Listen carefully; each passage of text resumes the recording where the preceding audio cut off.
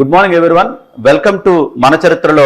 ఈ ఎపిసోడ్లో మనం సింధు ప్రజల తాలూకా మత విశ్వాసాలు ఎట్లా ఉన్నాయని మనం తెలుసుకుందాం. మన మొట్టమొదటి నాగరికత సింధు నాగరికత మీకు తెలుసు.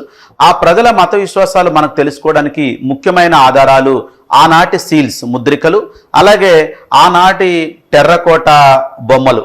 ఈ టెర్రకోట ఎర్రమట్టితో తయారు చేసినటువంటి బొమ్మల్ని టెర్రకోట టాయ్స్ అంటాం.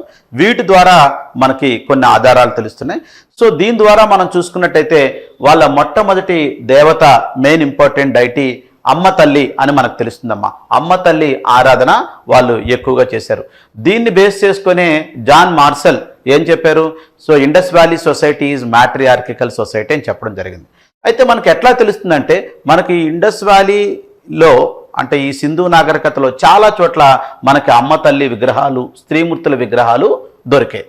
సో దీన్ని బేస్ చేసుకొని మనం సింధు ప్రజల మొట్టమొదటి దేవత మన అమ్మ తల్లిగా చెప్తున్నాం. అయితే ఇకపోతే మనకి నెక్స్ట్ ఇంపార్టెంట్ గాడ్ ఎవరు అంటే పశుపతి మహాదేవ.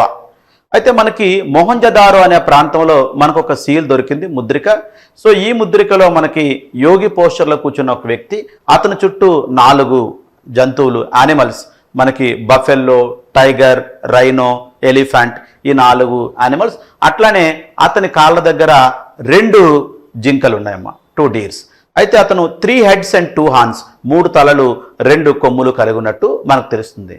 సో దీన్ని బేస్ చేసుకొని మనకి అమ్మ తల్లి తర్వాత నెక్స్ట్ ఇంపార్టెంట్ గాడ్ ఎవరు సింధు ప్రజల కంటే పశుపతి మహాదేవ అని చెప్పడం జరిగింది.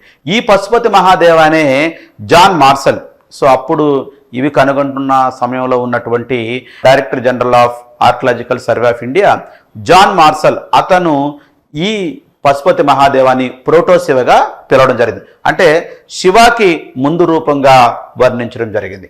అయితే వీటితో పాటు సింధులో ఉండే ప్రజలు, సో వాళ్ళు పల్లిక్ వర్షిప్ ఉండేది అని చెప్పడం జరిగిందమ్మా. పల్లిక్ వర్షిప్ అంటే స్త్రీ పురుషుల జననాంగాలని పూజించడం, స్త్రీ పురుషుల జననాంగాల్ని పూజించడాన్ని పల్లిక్ వర్షిప్ అంటారన్నమాట.